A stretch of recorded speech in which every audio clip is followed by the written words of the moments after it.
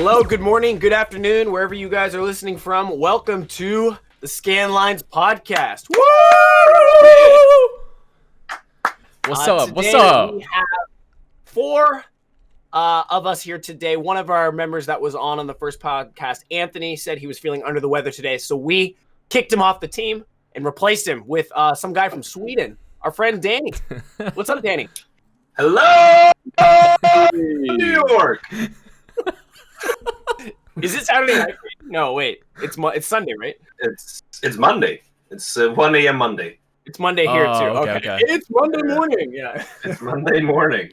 So normally we would have all five of us, including our friend Anthony, but obviously as life happens, we've kind of expected this, where every week there's going to be one or two people who just simply can't make it. So each week this podcast should be at least one of us, but more than likely at least 2, 3, 4, and hopefully all five of us at one point. So hope everyone's doing well. Mike, how are you doing this morning? I am doing good. I just came off a nap, and I'm here, and I'm ready. Nice. Sebastian, how are you doing? Doing good. Just ready to go. First thing I woke up, I'm here. Awesome. Eric, how are you doing? I'm doing great. Thank you for asking. I appreciate that. Nobody gives a shit. So, Danny, on the last episode, we kind of did a little introduction of like our name, where we're from, and maybe picking. I think we all picked basically like one console that sort of defined our childhood. It doesn't have to be your favorite, just one that stands out, or a game just anything that you think you would say I don't know, something you really like as far as gaming goes. So do you want to just give it like a little introduction to yourself? I am Daniel. I'm from Stockholm, Sweden. I never actually met Mike or Sebastian, but I met Eric in Japan when I studied abroad. Favorite console? Wow. No, but the console that really defined my childhood is the Xbox 360. Oh, yeah. Okay. Playing Halo 3 online with the buds. Oh, yeah. I remember Halo 2 Clan Wars was my introduction to online gaming. What? Halo 2. I've never heard of that, actually. I think they got rid of it in Halo 3, but they had this feature called Clan Wars where you could make a team and make the logo for it and make the name for it. So everyone on your team had the same team name, and then you would all join together, and it was a 4v4, I think. There's probably other versions. I think they had like similar thing in Halo 3. You just had your battle tag or something, and then you play the MLG playlist. It was fun as hell. That was the first time I had to explain to my mom, like, I think we need to buy a new router. She's like, what's a router? I'm not sure, but I think we need it. I got a question for Danny. So you said it's the Xbox 360. That's pretty, compared to all of us, I think it's like pretty like later in generation wise. It is. Why is it the Xbox 360 for you? I didn't really start gaming until I was around 13, 14 maybe. Wow. Then I really started the game, and I think the Xbox 360 is my first own console, because I played a lot of games. It was always at the neighbor's house hanging out. All of that. I think it was a lot of the original Xbox and a lot of PlayStation 1. But I am a bit younger than you guys too, so I forget that. I forget. Yeah. How old are you? I turned 26 yesterday. Dude, I'm 20. Not yesterday. Hey, I'm Birthday, 24. 4 man. days ago. Birthday! Oh. Are you 24? Yeah, man. I tell you that. Happy birthday, Danny. I forgot about Happy that. birthday to you. Arigato gozaimasu. Happy birthday. No, shut the fuck up. To you. You're gonna get an American birthday. Come on. What do Swedish people do for birthdays? Nothing. Yeah, what do really. you like over there? Do you guys even do Birthdays birthdays? birthdays exist? We don't have birthdays, dude. Take a shot. We get our first rifle when we're 12 and just go out to the woods and shoot a moose. Oh, Now that's Canada, I think. Oh, yeah. I always mix them up. Get on some surströmming juice. oh, Sir Stroming juice. oh. Oh. Look that up, people that listen. Happy birthday. Thank you. I forgot that your and I birthdays are like right after each other. Because right? big. I'm still not old yet. I'm turning the big 29 in 3 days. Dun, dun, dun. Oh God, I know you can't. Oh Can't. God. I don't look it. You're not that much younger than us, though. 'Cause I see some gray hairs though. I do have some gray hairs. That's gonna be the. I think that's gonna be the turning point already? in my like appearance of like, oh yeah, he's actually older. Never mind. Is you're gonna Once start it- seeing once- just a full like the gray fox up here start to. Once he hits 30. You still got that like West Coast youthful like vibe, you know? Yeah, dude. So I'll give that to Smoke a you. lot of cannabis and you'll be okay. Dude, Eric just looks like a walking 90s kid, like, and then like an advertisement. You're gonna do some. You were sending. Sebastian was sending some photos from some old Nintendo powers, and he said, Oh "Dude, my we should God. recreate these." And I thought that was actually a really good idea because was if you cool. came over to the office, I could probably set it up and make it look at least similar. Put a couple of like posters on the wall and a Coca-Cola or a Yeah. Pepsi, and You guys should definitely do that. Get a I think parrot that'd be for really your fun. pants. So guys, I guess for today, this week, let me ask. I will say I brought a game that I want to talk about that came out recently, a modern game that came out on the Switch. The new Pokemon Snap game. I really want to talk about that. Love Yeah. to hear about it. I'd really love want to hear about that. Should we start with that? I was just gonna ask if you guys had anything else what else, other things that you guys maybe brought this week that we could. Well, I have some new stock that came into the store. Yeah, I'd like to I talk haven't a little said bit. that, Yeah, about like so what Danny I does. own an online store in Sweden. That Yeah, let's sells talk about both that. retro and new games. Yeah, I was actually looking like before we were starting about like on your store and stuff online. In the description, you guys listening, if you want to check out the his store. But he has a lot of different like inventory and all different games, consoles, and I think you have a wide variety. You know, I think you were showing us a couple of packages you got, and you just get like a wide variety of stuff. Like I wanted to ask, like, how do you pick? Do you just get like lots, or do you individually pick games, or what do you usually do?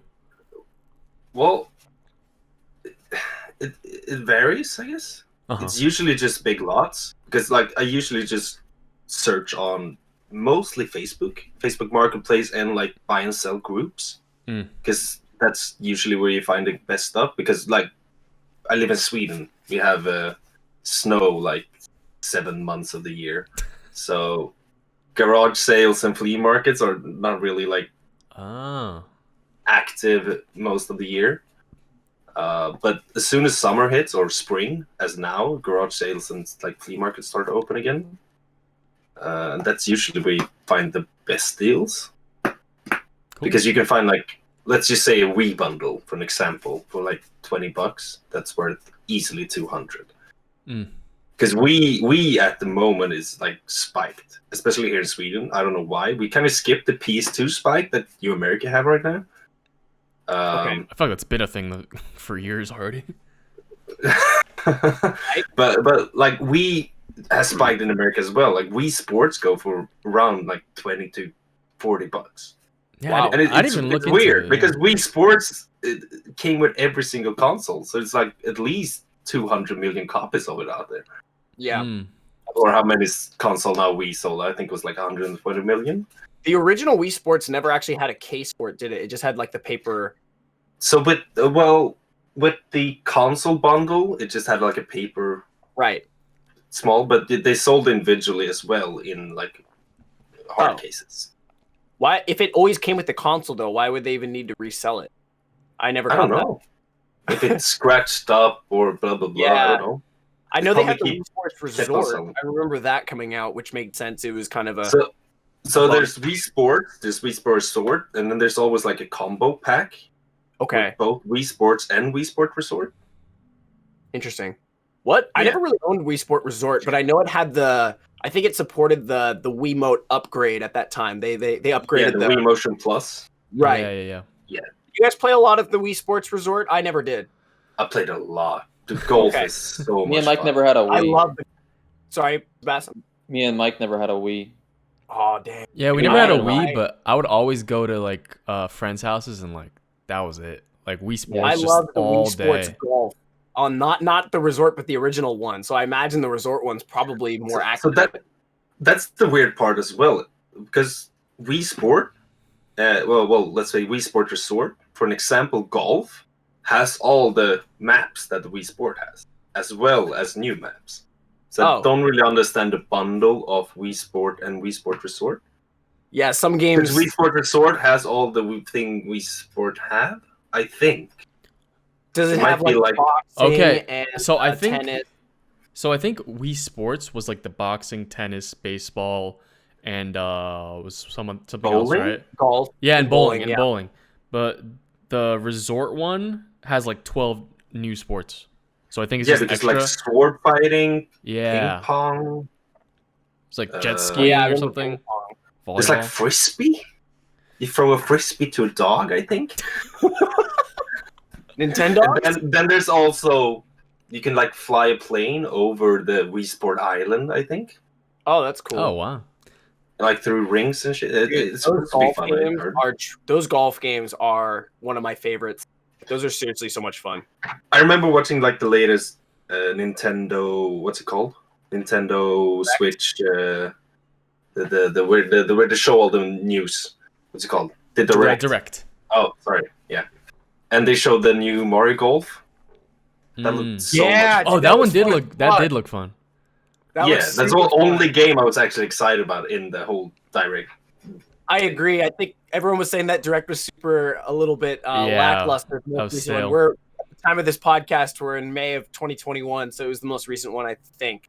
And they just showed off that the Mario Golf, like they show Mario Golf, and you're like, yeah, it makes sense. They're recycling the sports games. You're not mad, but you're like, I'm probably not going to get it. Like, maybe I'll get it if we want to have like a party or something, whatever. But then they showed the new mode where it's literally like a free-for-all battle royale, like race to the finish, where you don't take turns. You just hit the ball and then run to the ball and then hit it again.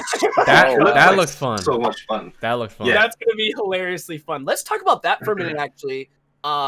Speaking of Nintendo Direct, I don't know if we talked about this last week, but did you guys hear about Mario Party for the Switch, which came out when it came out? It didn't support online, and people were furious about it.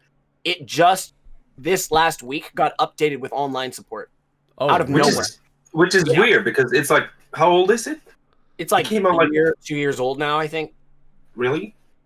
Yeah, it's and not. Then they just release an update from nowhere, which is not like Nintendo style, in my opinion. No, and so the developers who made the Mario Party, and okay, let's just say it right now, like before we even start, I've never played it, but from what I've heard is that this Mario Party is like the most lackluster that's come out in a long time. Like, because every Mario Party was like, it came out with 100 mini games, then the next one had 120, and then it just kept growing and growing. This one, I think they kind of scale it back. It's like, let's just make like a simple board game. So there's only four boards, I'm pretty sure. I've heard the games are, they're fun, but they're nothing special. I've heard it's just kind of timid. But the only thing that people wanted for the Switch version, it being modern, was like, even if it's not the greatest mini games, at least it's going to have online support. It didn't have that when it came. So, and the developers who made this, they were the ones who made the Clubhouse 51 games. I actually own that game. It's on the Switch. It's just a bunch of board games that you can play online. Yeah. Chess, and not every game's done well. Like Texas Hold'em, you can play online, but they add a bunch of limitations to it, so it's not the full game. The whole reason I actually bought it was to be able to play Texas Hold'em with other friends who maybe bought the game, because I just love that. I love playing Texas Hold'em with some friends and having a beer and just chatting, because it can go for a long time. It's kind of like playing Monopoly or something. Yeah. But they never that game doesn't support a full version of Texas Hold'em. So I was really bummed out. But there's some other games on there that work well and some that don't. But they all most of them support online, most of the 51 games. But that developer, I'm kind of just speaking out of my butt here, but I would imagine is that the developers who made that Club 51 games, after finishing that Club 51 Clubhouse games, they must have gone back to the Mario Party and just started working on online. Because I would have imagined that they were like, okay, Mario Party came out, let's start working on the next Mario Party for, Mario Party Deluxe or whatever. That I was assuming they just ditched the project because it didn't get that great of reviews not having online. But apparently not. They must have gone back and just started reworking the online framework or something, because it just came out, and now it's like one of the top selling games on the, because especially with obviously we're still in at this time the world's still kind of locked down with COVID and stuff. I mean, I'm surprised they didn't do it sooner. So it's kind of a shock. Everyone's a little surprised by it. Yeah, I mean, yeah, you go, ahead, Sebastian. No, you go. No, You Mike, go. you go. All right. Okay. Let's do it. No. Whenever someone's like, no, you go. The first person who spoke gets to go. So Sebastian, you get to go. Okay. I was gonna say that I think the Mario Party games have been just getting progressively worse over the years because they've been changing their format and stuff like that. But yeah, I think it's just like Nintendo's online services. I mean, it's known to be not great, right? They're kind of like the most behind when it comes to behind like Sony and Xbox in terms of online, and they don't really put that. I think even the current service is kind of like a little bit of a joke. It's like not like a full-fledged thing. But so I think these kind of things with like Mario Party. I mean, online should be like a standard for Mario Party at this point, and it's kind of like it shouldn't even be a second thought. I mean, even like in this day and age, and you have the kind of console like a Switch that's powerful enough to do it. Nintendo should at least put some effort into dedicating servers or something to it. Yeah, I agree with that.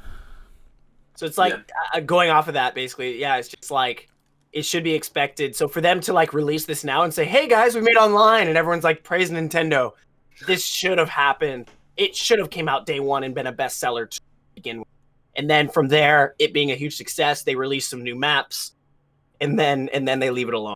That's how it should have gone down. So like people are thankful to Nintendo for releasing the online, but it might be undeserved because it's way too late. And but it's cool that it's out now because now, to be honest, I kind of want to get a copy so I can play with friends, or I do a little bit of Twitch streaming. It'd be fun to like, hey, anyone in the chat, do you guys own this game? Do you want to play? And we can all play. And dude, if we all did like a little game of Mario Party.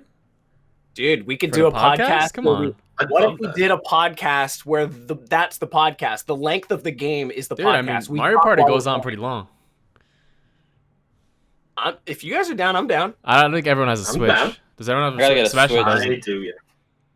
Shit. Danny, do you have a Switch? Buy one then. Yeah, I have a Switch and a Switch Lite and 2 other Switch Lites. Send it over to Sebastian and we're in. Yeah, can you send me a Switch Lite? I'll buy it from you. Absolutely. My girlfriend Jenny's trying to get a Switch, so Danny, if you have one on wholesale, let me know. How about? Let me ask you this, Danny. The Switch right now, is it still in America? For a while, when Corona started, the scalpers causing the price of it to go up was insane. It was basically like $300, $400, $500 to get a Switch for Animal Crossing at the time. How is it right now in Sweden? Because in Japan, it's still a problem. It's still very hard to find one for a good price. I think it would have gone down by now. The Switch is on market in Sweden. There's no problem getting one new from the store or online for a good price. Okay. So I sell my Switch Lites for 200, and it goes like 270 on the store. So damn. Okay. There's no problem. It's interesting. The thing about like scalpers in Sweden, the only thing I've ever noticed with scalpers is the PS5. The same thing, like the new Xbox. I don't even know what it's called. Xbox X, Series X, I think. Yeah, Series X. There's still someone like in the stores everywhere. It's just PS5 that's out. Really? Okay. Yeah. Yeah, it's interesting to see like because in Japan I've gone to I've owned a Switch for a long time, so I'm not really like actively looking to see if they're in stock or anything. But I go into a Big Camera, which is like an electronic store here, and Big Camera. Yeah. And it's the little jingle when you walk in the store. And when I see it in stock, it's obviously at the retail price. It's like $300, I think, like whatever sanman yen. It's 30,000 yen or whatever. But then when you see it for sale used on like the marketplace, it's like 150% of that price. It's like $400. So it's so weird. Like if you go to the store, it's cheaper to buy it brand new than to buy it used from some guy selling it. So it's weird. It just depends on if you can find it new or not. So I'm trying to tell my girlfriend, I'm trying to suggest to her to get one in the store if she can. But of course that means she might have to wait if she can't find one. So I'm going to help her try to look for one soon because she wants to play the new Monster Hunter game. Just to go off the Switch thing in stock, I was in Yodobashi camera the other day, and I can confirm that they're still sold out. Yodobashi camera. No, sorry, That's the jingle as well. Different song. Oh yeah. Sorry. Yodobashi camera for you. Yeah. Sorry. Great part about Japan, all the stores have their own. So they are still sold out. Really. And then the other day I saw a girl walking out with a PS5 somehow. Like I was walking behind her and I looked in her bag. I could see like sticking out of the bag the PS5 box and everything. She had like a big bag. Yeah, what the? Because I was walking right behind her and she had a big bag. And I Is that a PS5? PS5. I was like, it's kind of hard not to see. Can I PS5? Can I buy that off you? I've been just wanting one so bad that I've been just like, if I see it, I can like tell. That's funny. So this PS5 still seems to have a problem with scalping, and that's probably going to be a trend that goes on for another 6 months or so. I would imagine it should, Probably, yeah. It should eventually even out at some point. Xbox Series X must not be as sought after, I guess. Yeah. Seems the trend. I don't really understand the PS5 hype because there's not really that many great games out at the moment that I really need a PS5 for. It's almost like cryptocurrency at this point. Like it's so rare, you just want to own it as value, right? Yeah, like, sure. Yeah. Because I agree, I have no interest in looking. I feel for like it's like a nice rare car. You know, it looks like slick. You know what I mean? It's nice. Much. Have you guys seen the memes online? Because you know how the PS5 looks like a router, kind of. Yeah. How there was this guy somewhere in I think it was in India or in Asia somewhere, where his wife didn't want him to buy a game console. So he hired a good friend of his to put on some construction clothes and pretend he was like the internet, the cable guy. And he shows up, he's like, "Hey, I'm here to install your new router." he plugs a PS5. Very, very smart. Very smart. That was hilarious. Jesus. Very clever. All right, but I have some cool things to show off if you guys want to see. Sure, let's see. Yeah. New stock with Danny. Right. New stock, not even up yet. So we have a mint condition. Ooh. Oh, come on, dude. I didn't expect it was going to be that good. I didn't expect Zelda Oracle of Ages for the color mint in box. The thing is with this, it's an American copy. Dude, that's even better. It's going to... Oh, my God. Into our heart. So the box and manual is American, but the cartridge is European. Bro. Oh, so there was a switch. Which is why I got it so so cheap. So when you say mint, you mean like new mint? Like it's not sealed. It's not sealed, but it's like nice. It's in good condition. Dude, just in really good condition. So you could buy that box and then attach your own American copy of the game. Danny. Yes, exactly. Danny. Mike looks like he just buy a cartridge and put it in there, and sell it. Because those go for a good amount. Absolutely. Yeah, it's quite a rare one to find a complete. Yeah. How much did you get that for? Very rare. I think I got it for $40, basically. And a complete copy goes for like 80, 90. Mike. So it's a double up. Mike has left the building. And with that, I also got this. Oh, which is one of my favorite sick. NES games. Come on. I love this game. The only thing I think is it looks ridiculous. But so Danny, for our audio listeners, can you describe what you're showing to us? Because so I'm sorry, we react like yeah. No one can hear what you're it's a complete copy of Dragon's Lair for the SNES. That's so cool. Gosh. I love this game. It's hard. I think Yeah. it's super hard. But it's a great game. I think it looks ridiculous. I don't like the art style at all. But I love it. He's all goofy. Yeah. Yeah. It's like that. I love the 90s cartoon shit. Stages, the head with feet. I love that. But have you played the original arcade? It's very fun. I have not. It's very fun. If you ever come visit me in Portland sometime, there's an arcade that has it. We can go together. Really? I haven't seen it in arcade anywhere. Yeah, they have one at Ground Control, I think. Oh, really? Portland, which is a cool barcade. I took you there, right? Yeah, we went there. I think they have one. I don't remember. I could be wrong. Is it in Portland? They have I think there's a store that's a video game store and a arcade, or is that in Seattle? I might mix them up. Seeing from some YouTube channel, I can't remember which one. an arcade and a store. If you know the name, I could confirm if it's, but either way, they're within driving distance. Like if you ever came out to Oregon and we wanted to go up there, we could drive up in 2 or 3 hours. All right. Awesome. Yeah. Awesome. All right. Next up, I have some consoles. Oh. It's really dope, in my opinion. We have a Watermelon Red N64. Watermelon Red. Oh, in the jungle green. Orange. Oh no, I'm colorblind. Never mind. The Fire Orange. Damn, man. Are You they got Fire Orange, Watermelon Red, N64 consoles? You got the controllers too? Yeah, absolutely. Somewhere. Somewhere. That's awesome. Those are awesome. Great. Hell yeah. Great finds. So the sticks are horrible though, so I need to change those. Just for our listeners, like this is like just a preview of how much this guy Danny here is actually purchasing, because he sends us pics like, guys, check out what I just bought. Yeah. And it's literally like his entire bed just filled up with stuff like this. Because he's trying to, he takes it, sorts it out, sells it individually online.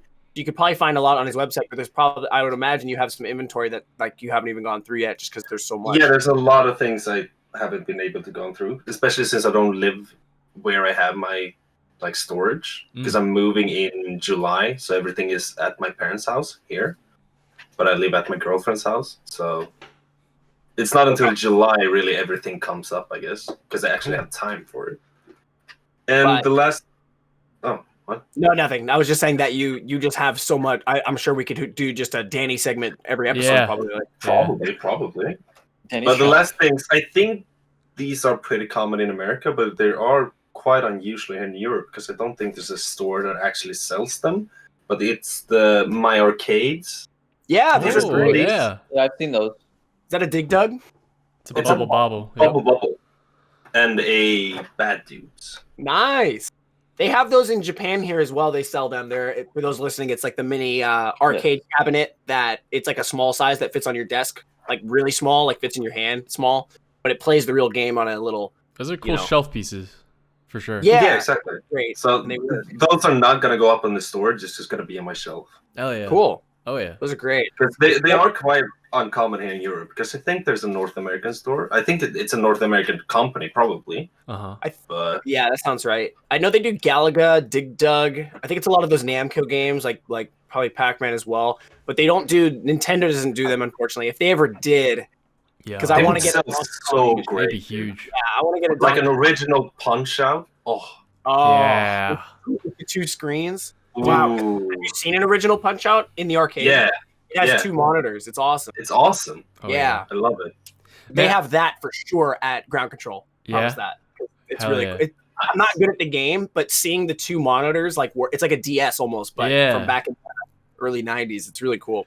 I want to say one thing. I think Nintendo is so like good with like innovation and like, just the creativity, but they're so bad. Like they can do so many good ideas, or like just different things, or just like follow the trend of something and probably just make a shit ton and make it the best. Like, yeah, I don't know, but that's what makes them Nintendo, right?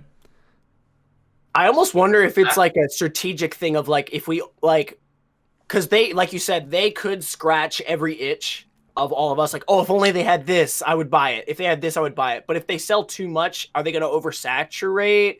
Or like, I don't know if they actually have an intention. Like, let's only release small. I don't know, because I feel that way. It's like, just give us what we want. Yeah, you're right there. Yeah. But then they do have you. Yeah, they got you by the balls, man. There, and you're just so maybe that's part of the strategy. I have no idea. With the internet thing, I don't think there's any excuse with that. I have no idea. That's just them being stubborn. I think I don't know. They didn't invent online stuff, so they don't want to implement it. But now they're kind of having to. But it's still, we all know how that is. It's very lackluster for sure. Danny, thanks for showing us your recent pickups. Those are awesome. Yeah, that was sick. Absolutely. So going back to the Switch a little bit, if you guys don't mind, I would love, and I apologize, I'm gonna go grab it. I recently picked up the new Pokemon Snap game, and oh my god, spoiler alert, I love it. I'll say that, but I want to go into why I love it. Let me just go grab it really quick. I apologize to bring up the subject. Oh, we're gonna get a live review. You guys haven't played it. I haven't yet. I should probably get it. I have a Switch.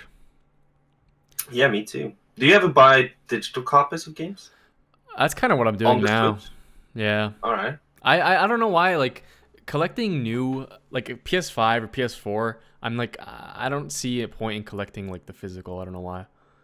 You know, because, like, you don't even get, like, you don't even get a booklet anymore. You don't get anything. I feel you. But Switch is kind of different, I think, because it's a cartridge. Yes. In my opinion. Yes. I think so, too. It's not a disc; it's still a cartridge. I like. Makes it, in my opinion, like more. I like started buying physical, like in the beginning when I first got my Switch, but then later, like the sales they have online, I'm like, dude, I could just get like some new games are just put on sale. I'm like, I'm just gonna buy it. I don't care. Yeah. But sorry, Eric. So take the floor, man. Off of that, let's talk about the box really quick. But I agree with you on that on every front. And the only reason I still bring myself to get on my bike and go to the store and pick up is that bike here in Japan, car in America. But why are you on a bike?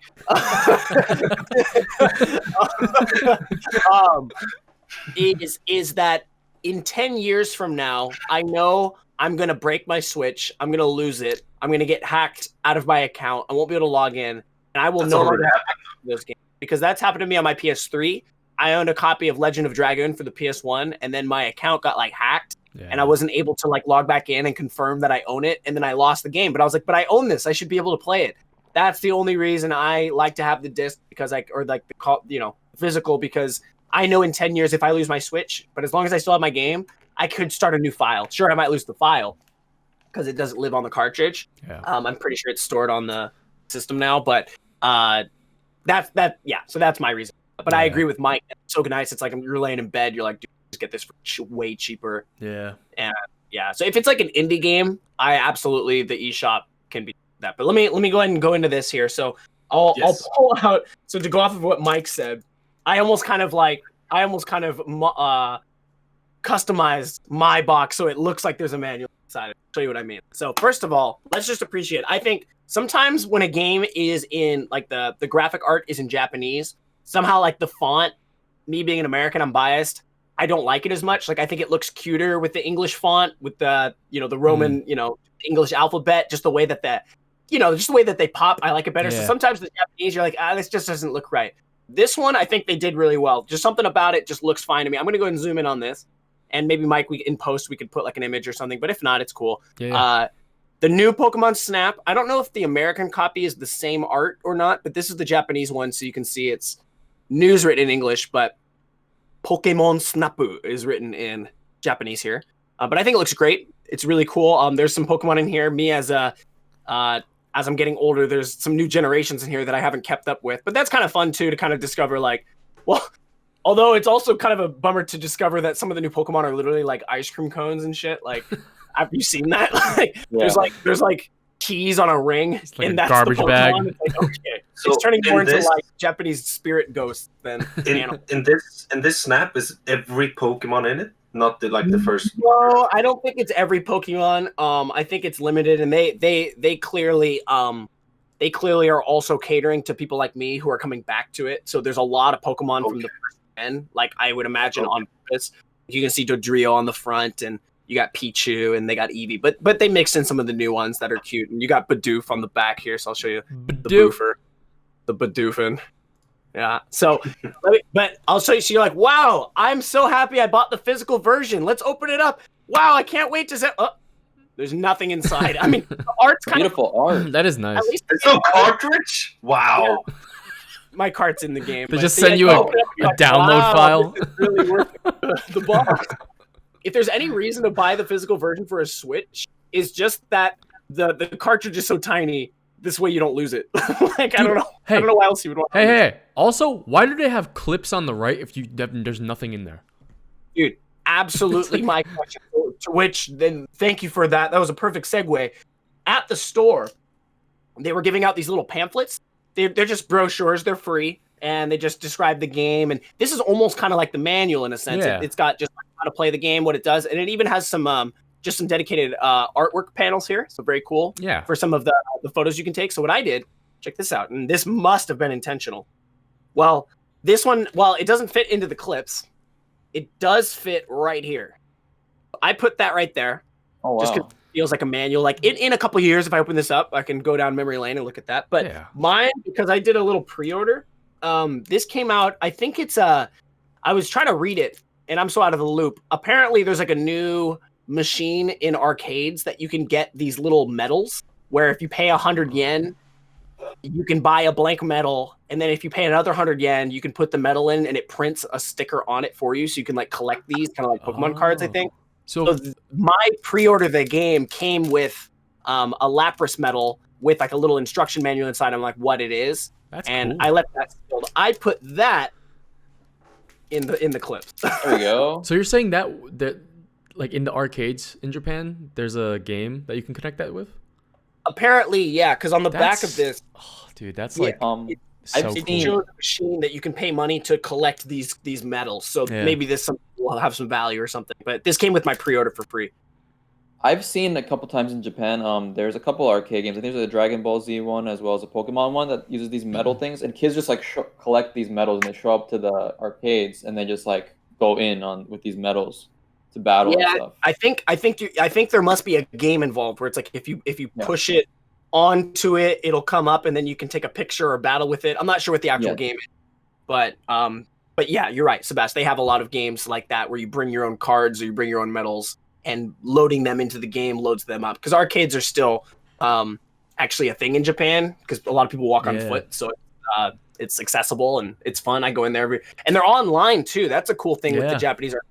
You can play Tekken, and if you choose the online mode in your arcade, you could play, like I could be here in Osaka and play a guy who's playing in Tokyo. But of course you could do that from your PS5, your PS4 at home. But you can't do that on a Nintendo Switch. On a real machine, it's different. Sorry, did I interrupt? I said you can't do that on Nintendo Switch though. No, you can't. No, you cannot. That's true. Dude, I think it'd be super cool to do maybe in the future we could do an episode on like arcades, because I think we've all you know done arcades in Japan, and I guess we could compare them to in America too, or around the world. But also like the physical like items used, because that's so cool that you can like you get something from a game series, you know, another game, and then you can use that to go to the arcade and play something. I know they have a couple games where they have like cards you can buy and they like scan. Like I think it'd be cool to go in more in depth to like specific games and stuff in the future. I'm surprised Yu-Gi-Oh never capitalized. Yeah, right? That's insane. True. If you could take your Yu-Gi-Oh collection and go to the arcade and it says like load your deck please, and it like scans your cards with some scanner, and then you could play with them like online, that'd be awesome. Because then rather than going to like a card shop and playing, you know, on a Friday, you know, I don't know if you guys have ever played Friday Night Magic. Maybe Danny probably has, or but you have to go in, you know, there's one night a week where everyone gets together, it's sweaty, it's fun, but maybe it doesn't work for everyone. So it'd be cool if you could go into your local machine and play online, but with the deck that you actually own. So it's still something you have to kind of like buy for. I don't know. I love playing Magic and Yu-Gi-Oh, and all those games were so fun. But yeah, that would be fun to talk about. And then just going off, you were saying arcades. Like I'm a big fan of those classic arcade Donkey Kong and Berserk and Burger Time, and I used to build some custom MAME cabinets. So I think we should do that. It was fun to talk about. Yeah. So to go into the Switch though, or into the Pokemon Snap, let me ask you guys: did you guys grow up playing the original game at all on the N64? I never played it, but I've seen it. Okay. Like, I've seen everything you can do in it and blah blah blah, like all the secrets and all that. And then Mike and Sebastian, I don't think you guys had N64 growing up, right? But we had an experience playing Pokemon Snap because we would go over our cousin's house and he had an N64 and he had Pokemon Snap. I'm gonna grab my copy of the original. Really, that's such a fun game to play together. Wow, such a good co-op game. Yeah, it's so fun. Yeah, taking pictures. I love that it's just so simple too. Check out the. This is the original. The original game, the Japanese copy. I don't know what the American one looks like because it's probably in that standard American N64 box. I forget what it looks like. But this is the Japanese one. They actually designed it to look like a piece of like Kodak film or like a disposable camera. Okay. See how it has a clip? Yeah. I love that cover, man. It's really cool. So this is the just Pokemon Snap. It's the original game. And you got Todd there, who's the camera guy, and Professor Oak. Really cool. So that's the original game. And then you have it right alongside the new one. So I grew up I actually have a story with playing this first game. The first time I played it, my family was family friends with these folks that lived in the countryside, and we would always go and stay with them for a couple days, really out in the middle of nowhere. It's kind of Eastern Oregon, so it's kind of dry desert. They have horses, and they have, tree forts, really kind of adventurous, wild. We'd go and stay for a couple days. Well, their son, who was like my age, it was his birthday. And at the time, we didn't own this game, but he got this game for his birthday. And he got it like early, I think. So it was already in their N64. So on the birthday, when they were having the birthday party and everyone was outside celebrating, I secretly like snuck away and was in their house playing Pokemon Snap because I wanted to play so bad. And I got in trouble. My parents were super pissed because that's obviously, it's super rude. He's having a birthday party and I'm not even there. I'm just playing a game. And so I was banned from playing the system for the rest of the weekend. I was super sad, but it was my fault. That's my little happy birthday. Where's your Nintendo 64? I was trying to catch that Gyarados, dude. He was in the waterfall. Figured it out. I adore this game, and this I think this goes without saying, but maybe for those that don't know, this is kind of a love or hate game. People either really, really love this game or they really, really don't like it. And I don't blame those who don't like it, because it's just I think you would probably just have to be in the right circumstances for it to come out and you to want to play it. When this came out as a kid, I think it came out like 96, 98, 99 maybe.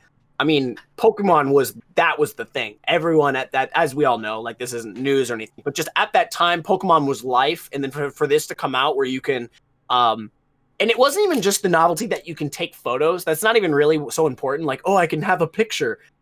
That's not the fun. The fun of it is that it's if you don't know, you're basically on this cart.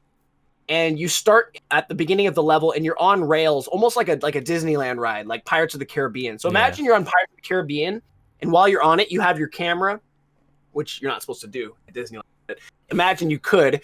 And as something flies by, you try to get a picture of it. And then you turn around and there's some like alligator behind you and you get a picture of it. Yeah. And at the end of the level, it's about a minute long. It's really short, like 2 minutes maybe.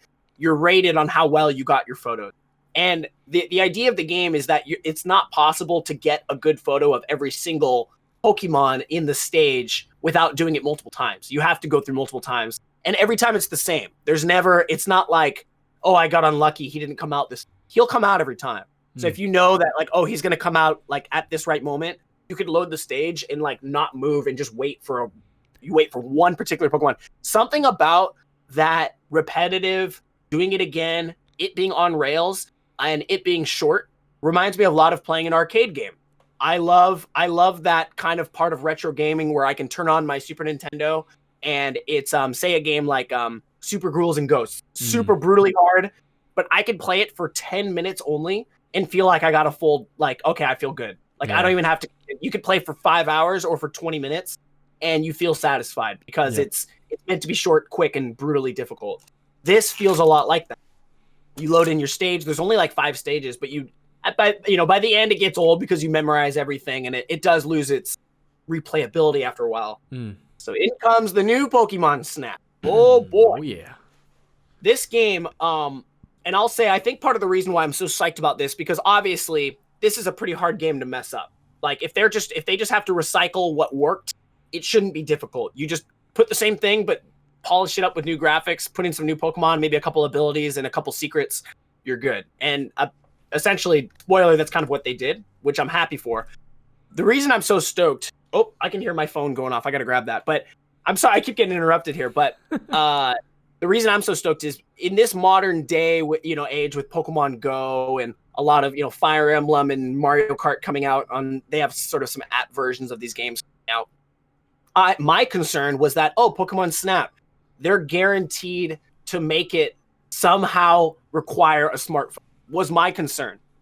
I thought I had, if I was betting money, I thought without a doubt they were or make you would have to have your smartphone connected and you'd have to go outside and take a photo of a Pikachu that's sitting in a tree that's outside your house and then upload it and share it to the cloud and share it to your social media. And I'm like, I don't want any of that. Like I want Pokemon Snap. I want to get in that cart, take photos, get rated by Professor Oak, and call it a day. They fucking did it. They did. There's no. I mean, you can like share the photos to your Twitter and stuff like that, but it's not required. It's more of like if you just want to share the photo, which actually is very nice. But there's none of that. It's exactly what the original game was. And I don't think this goes into spoiler, but basically, yes, there's a limited amount of stages, just like the first game. But the difference in this one is after you play a certain stage enough, you gain experience, and you'll eventually unlock the level 2 version of that stage. So each stage has multiple levels, and you can choose which one to play. So I want to play level 1 of this stage, and you can play that a million times. Okay, now I want to go to level 2, and it changes what happened. Like maybe it's all the same Pokemon, but this time this Pokemon's over here and this one's over here. Okay. So you start to see little tricks in how they interact with each other, and then there's little secrets where like if you hit this Pokemon on the head before this one does this, it'll unlock a secret route, and you can go behind something. I like that. Kind of like Star Fox, where you can go behind the waterfall. Yeah. So much fun. I'll just say, if you're a fan of the original game or have an interest, I could not recommend this enough. I'm about 10 hours into it, and I just play this with the hugest smile on my face, and I maybe there is nostalgia here, but it's truly, I will always love this. It's super. So Nintendo gets an A+, and Mario Party getting online, Nintendo's in high spirits with they are good work. So that's my review so far of spoiler free Pokemon. That's the first review for the SCANLINES podcast, man. Fun. Thank you. I want to make a comment on the Pokemon Snap. Yeah. So that was actually, I believe that this Pokemon Snap was not developed by Nintendo because they gave it out to a third party. So it was developed by Bandai Namco. Okay. So they actually so it wasn't like Pokemon Studio that was working on it. It was actually Bandai Namco that did the development for this. So that's why I think it's like a good thing, because if it was Pokemon Studio, it might not have been as good, because I think these third-party companies, they have a little bit more freedom into like artistic direction of how they want to represent things, and I think it might have made things work in their favor.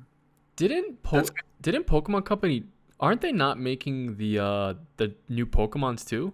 Was it what, Game Freak? Isn't it someone else right now? I think they're making the new one, like I forget what it's called, the Legends Arceus or something like that. But I don't know about the remakes of the Diamond and Pearl. I'm not sure. I'm trying to look it up and see which games Game Freak made. So did they make both Sword and Shield and what's the other one called? Yes. Like, I remember hearing something about they're not making Let's it. Go Eevee. Sword and Shield, yes, was developed by Pokemon Studio themselves. The Pokemon. Yeah. So And then Let's Go Pikachu and Let's Go Eevee. Is that Pokemon Studio as well? I'm on the Wikipedia right now, and it doesn't look like the Let's Go. Oh no, it is. Sorry, Let's Go Pikachu and Eevee. It says was made by the Nintendo Pokemon Company.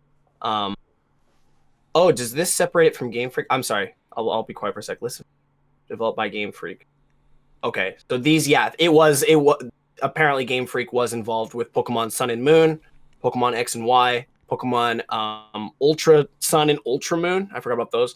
Let's Go Pikachu and Let's Go Eevee. Okay. And So those are new ones.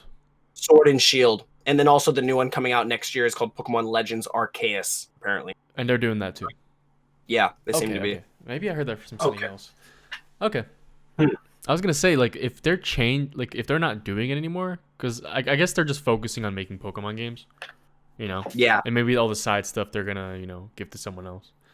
Which it looks like they would be cool. Some other game series. Like there's this game called Giga Wrecker. I've never heard of that, but it looks like they worked on that for PC. But you're probably right. Giga Wrecker is on Switch as well, I think. That game. I think it's a limited run release. I mean, that would make sense if it is. I think it is. I had a copy that I sold at least. I'm not sure really? who published it though. But what was the last? I mean, for our listeners who don't like Pokemon, they've tuned out by now. But for anyone who, I grew up with Pokemon, big part of my childhood. What was the last game in the series before you kind of retired the series, or are you still playing? So anyway, I remember I bought it, but I never finished it because I didn't like it. Was Pokemon Black? Yeah, me too. Me too. On the DS. After the Game Boy era, I think Pokemon kind of went downhill a bit. I would agree with that. I played Black and White, and I think I only beat it because I thought I wanted to love it. But looking back, I don't think I really liked it. And then I bought Black and White 2 and never finished it. That's when I jumped ship. All right. Yeah. So, how about you guys, Mike and Sebastian? Oh, he's got the Pokemon Crystal in box. Very nice. I got the US and Japanese versions. Those are great. I know, Sebastian, you love Crystal version. The Crystal's my favorite. I still play this. I play the Japanese version because I use it kind of to like practice Japanese. It's kind of fun to like be able to play the game in Japanese, and like see if I can understand what they're saying. But it's Reading like, the Pokemon names in Japanese is not fun though, huh? Because it's all different. yeah, it's not fun, but you get used to it. You know, it's Yeah. still the same thing. You're just like, oh, it's whatever it says. Like Fushigi down, no, it's Bulbasaur. Fuck it. You know what I mean? So Yeah. But I think the last one I played was Sun and Moon, I believe, because I had the 3DS, and then after that I never played any. I think I skipped X and Y. I did Black and White. I didn't do Black and White 2, but There's a Black and Moon, White too. Yeah, I kind of forgot about that. yeah, it's like I don't even know why they made that. I think it's just like a different story and stuff. I don't even know. It wasn't very good in my opinion. Too much. It's too much. Mike, how about you? What was yeah, your I'm just looking through all the games. So I did play Sun and Moon, and I think I stopped there, and then I think a bunch of random games came out, and then it was like Let's Go Pikachu and Eevee. I don't know why, maybe for you guys feel the same way, or I remember like Pokemon was so amazing, like you know, all the way like Emerald, Red, Blue, like, you know, like every year was just like a banger after banger, right? And then like once it started getting like the 3D, I think for a lot of people it kind of fell off, but I still would just buy the games because I'm like, it's Pokemon, I have to buy it, you know. And once, you know, I even bought Sword and Shield, and I was like, oh, this is cool because it's the 3D. Like I was like, this is what we always wanted, right? Like the 3D world, you can run around free.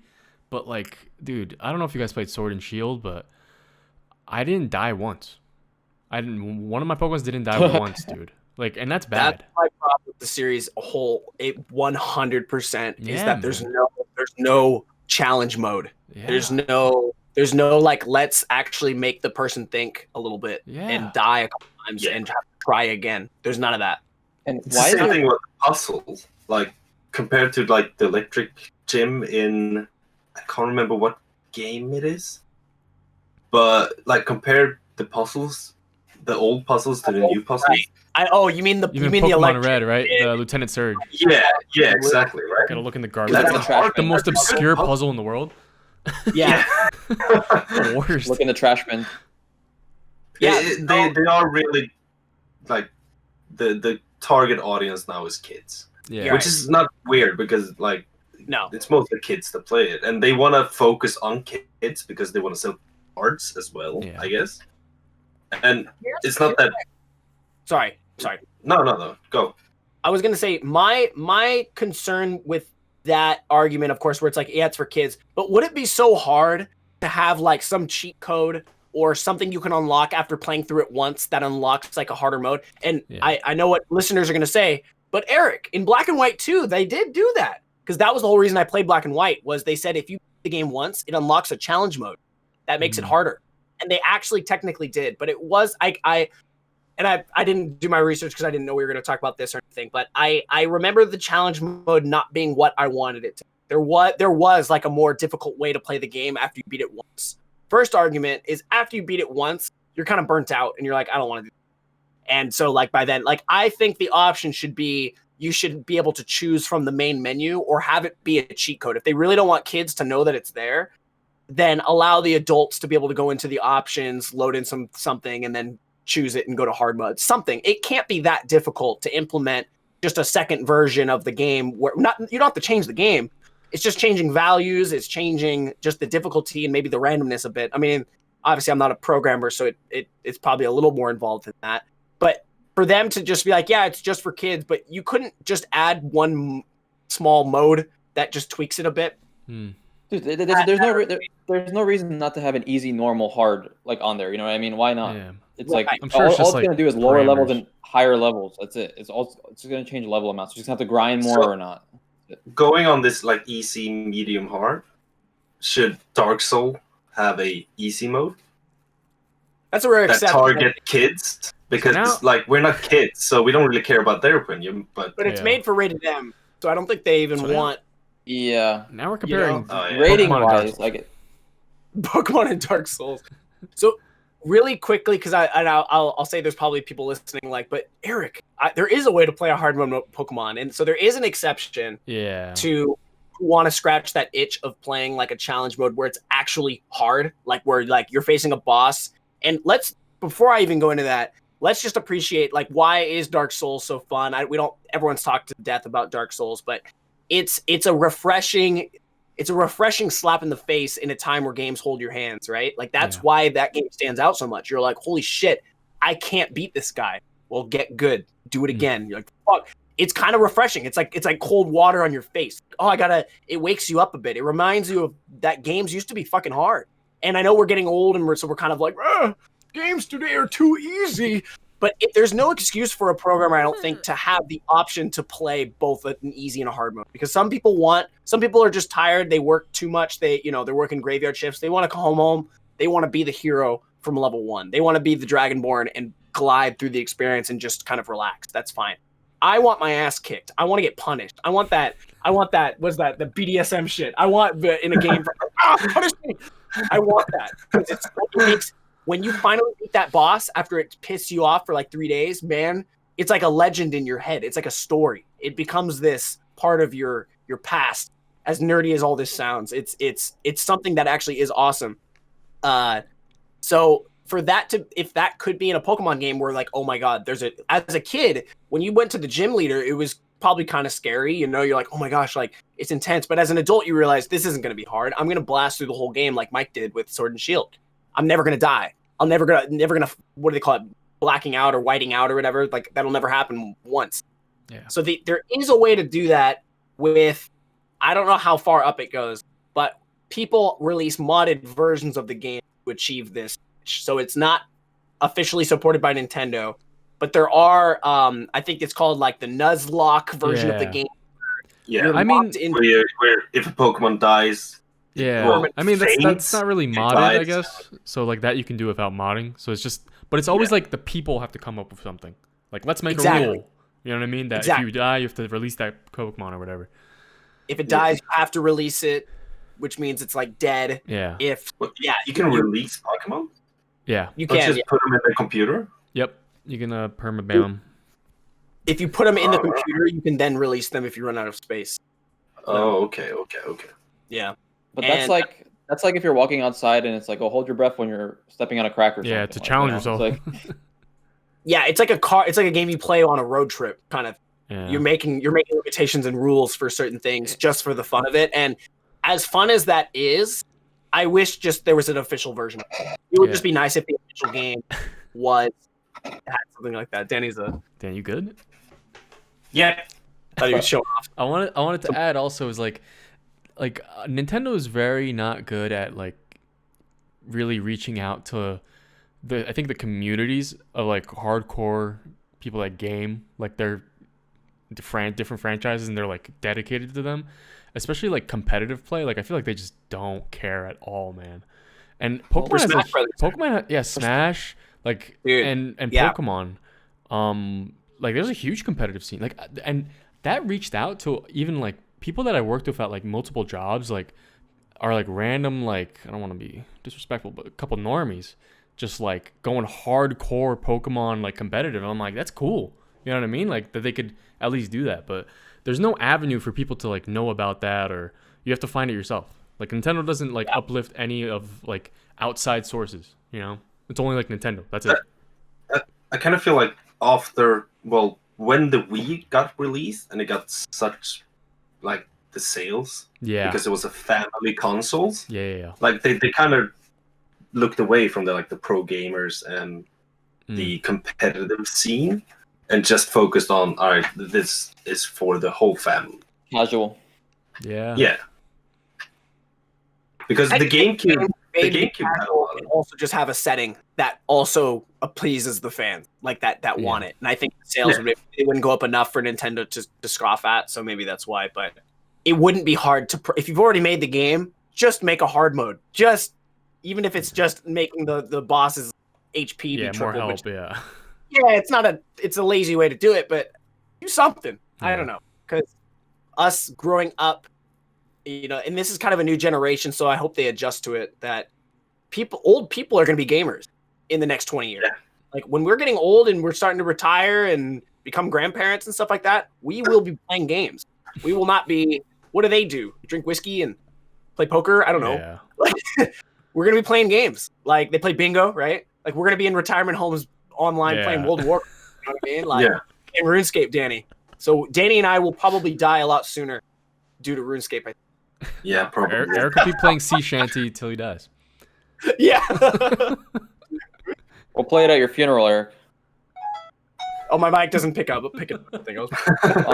One thing to say though, go ahead.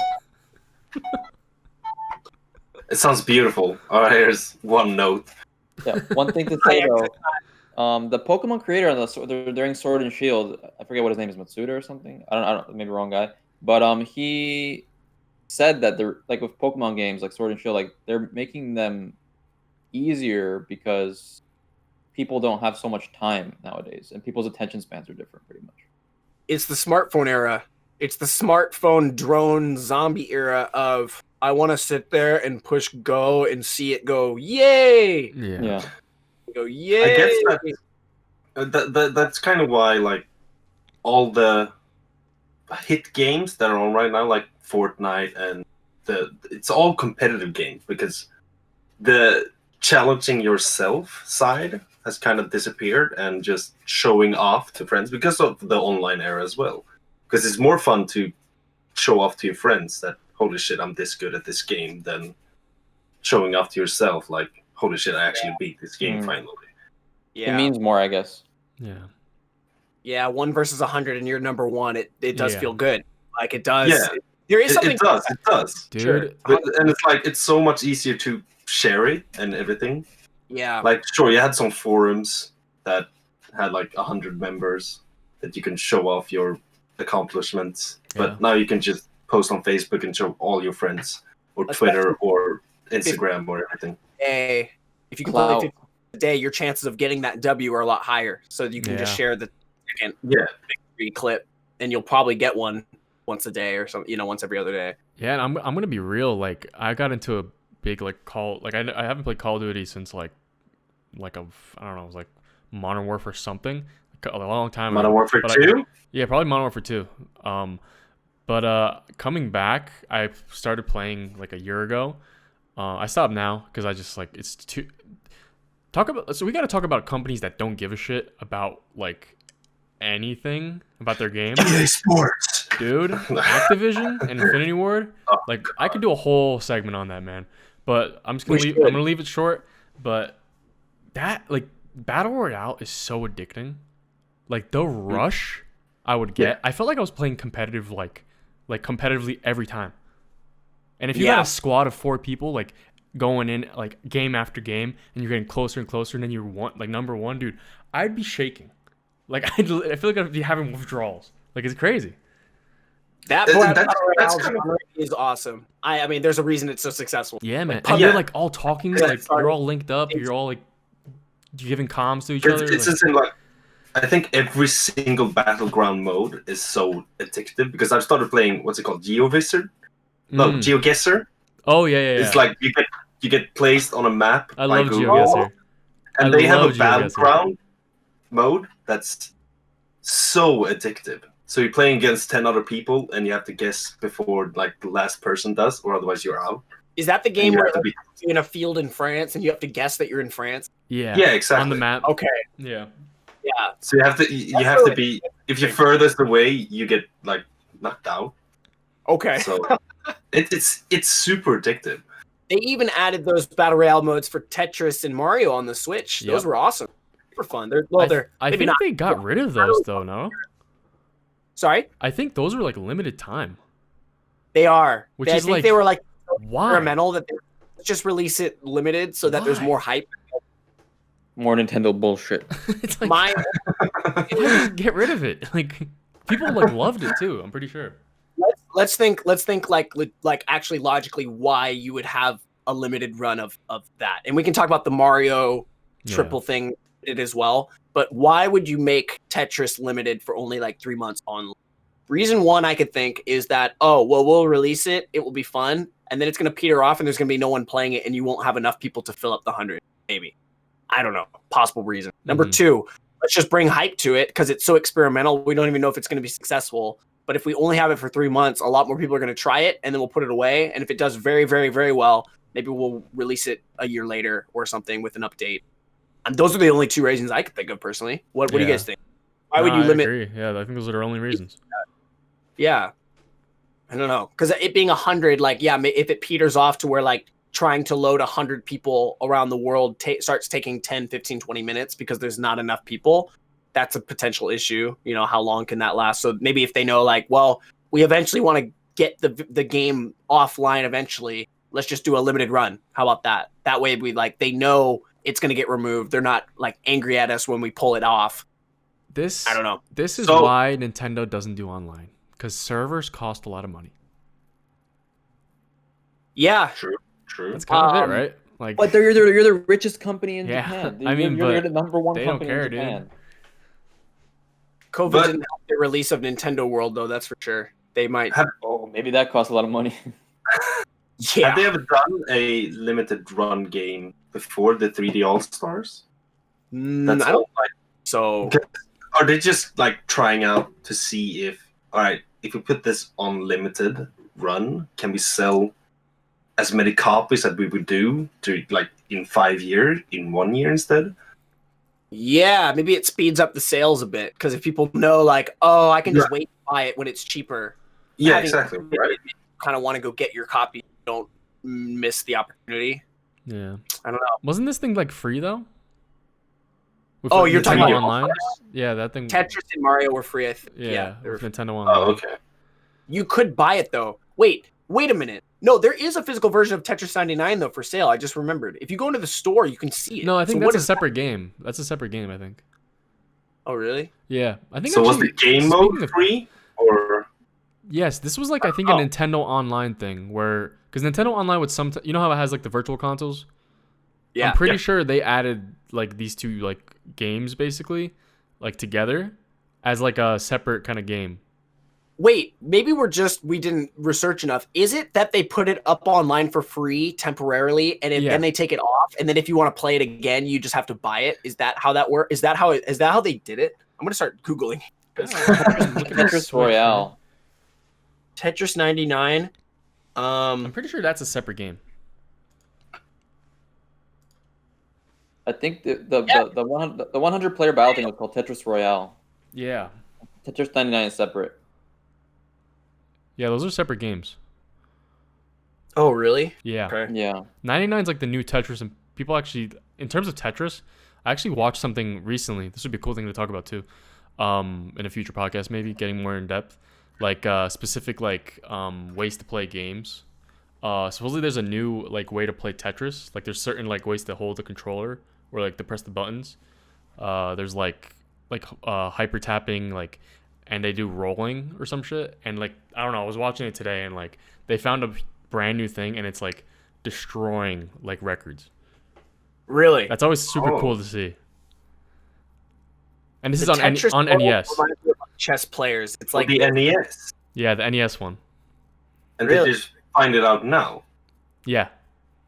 Oh wow, it's pretty crazy. Cool. This one kid, dude, I love hearing these kinds of things. I think it's similar to the way Melee players play. What was his name? The Sphinx kid.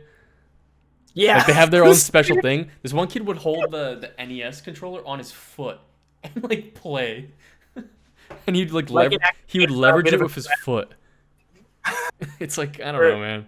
And it made him better. Yeah, that's the way he would play, and he was killing records. Can I explain the Sphinx really quick? Yes, please. I love this.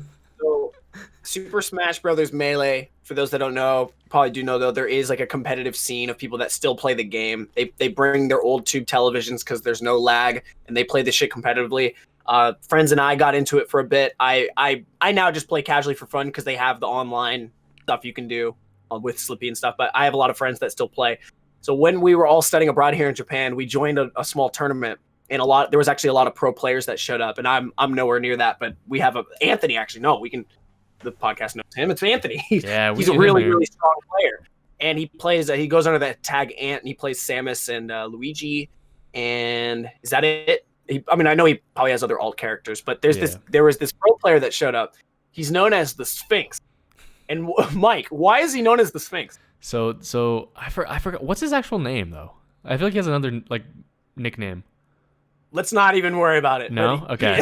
So the Sphinx, from what Eric told me, is he actually met him. Right, you met him going to like a little tournament, and the way he plays basically is, let's go to Egypt, and you know the Sphinx that just sits there. He goes on like a chair, right, and he's playing like this, like going down. I'm gonna put up a little picture. I'm gonna put a little picture on the side of maybe I could find a picture. So the controller's on the ground and he's on what? I don't like what in the air. He basically sets up a chair here. Show us a chair pose. And he gets on his hands and knees so that his elbows are on the chair and he's playing looking at the screen like this, but he's on his hands and knees. But he brings 2 chairs so that he's lifted up, because that's how he used to play living in Japan. He would play like this. Wow. So when he goes to tournaments, he will not play unless he's doing that. But it's hilarious because you're literally like on all fours, exposing your ass to the audience. And he's destroying. That's the thing. Is he's really, really good. But it's this. He earned the name the Sphinx because he looks like the cat that's sitting on his hands. The Sphinx, dude. What is his actual? Oh, his tag is called Rudolph. Is his tag. Okay. Rudolph. But Sphinx is a lot cooler. So yeah. I wish I could share my screen or something. But if you click on that image on Google and just start going into like the branching images, dude, he has some of the funniest photos. Dude, I'm gonna actually edit in like pictures and stuff this episode. Great. So I'm gonna put it right next to up here. This guy is he's a guy who does not give a crap what people think how he looks. Oh my god. He's got that gamer confidence. Yeah. I'm looking at the pose right now. It's crazy. He doesn't care. And it's just how, like the amount of like, I can imagine so many people, if they've never seen that, they're like, what are you doing? What are you? They're like, looks ridiculous. Irritated, but it's so funny. You see like 3 regular people just playing, and then next to them is this guy on all fours, and he's just, it's how he plays. Yeah. I can imagine like being a non-gamer and just walking past and it's like, all right, that's kind of what I see. That's the funniest shit in the world. Goddamn nerds. To see him in real life was truly an honor. That was hilarious. The legend. Can I have a picture with you in the pose? show the pose though. Show the pose though, Mike. I'm gonna put it up on it. Mike, you want to hear a quick story related to this? Yes. You didn't join that tournament, right? Like you weren't there? No. Okay, so me, Ant, and Rob, you remember Rob? Where's Rob? Shout out to Rob. And the venue where this event took place was at a city hall. In Japan, they have these, like, if you go to city hall, you can rent out rooms because space in Japan is obviously very limited. But even in America, like, people will, like, you know, go to some sort of like a convention. I mean, for like a big event, it'd be a convention, but for like a small tournament, you'd go to like a local game store. Usually it's at a game store, like a card shop. Yeah. They'll open space once a week for Smash players to TVs and play.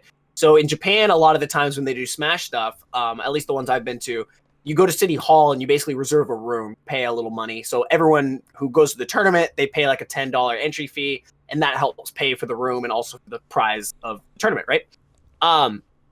So we went to that tournament. We saw the Sphinx. We played against the legendary Yoshi player Amsa. He signed my copy. It was awesome. Now, that was during studying abroad. So we graduate. We all go home to America. I eventually come back to Japan, and I've been working at a bunch of different English teaching jobs since I've lived here. At my current job, 2 years ago, before COVID, every year there's a Christmas party event. Santa shows up and the kids, it's like an English thing where they can talk to Santa and tell him what they want and they get candy and stuff. The venue where we hosted 2 years ago's Christmas event was the exact same building and the exact same room as the Smash tournament. And I didn't realize it until I was in there. I'm like, this looks very familiar. Wait a minute. And I checked my map because I remembered after the tournament, I went to a book off and I bought a copy of Pokemon. I bought a copy of Smash for N64 in box. They had it for sale for like $20 just by. Oh, hell yeah. So I was like, wait a minute. Is this the place where the no way? And the book off was right there. Right there. I'm like, this is it. I've been here. It's crazy. Oh. So the universe is wild. I came back, got a new job, and we ended up renting that same venue for an English event.